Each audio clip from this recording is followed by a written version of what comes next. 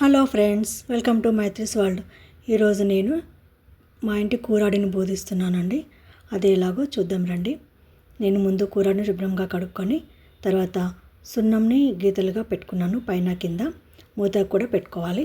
తర్వాత నేను గంధంలో వాటర్ కలిపి వాటిని ముందు గీతలుగా గీసుకొని తర్వాత దానిపైన పసుపుతో నేను శ్రీలక్ష్మి అని రాసుకుంటున్నాను. తర్వాత అదే గంధంతో బొట్లు కూడా పెట్టుకుంటున్నాను. కుంకుమ గంధం కలిపి బొట్లు కూడా పెట్టుకుంటున్నాను. ఇలాగా నేను మా కూరని ఇలాగా పూజించుకుంటాను. ఇది నేను చేసుకునే పద్ధతి. నేను ఇలాగా ఎప్పుడు కూరడిని పూజించుకుంటాను. కేవలం నేను ఇది ఎలా చేసుకుంటానో మాత్రమే చూపిస్తున్నాను.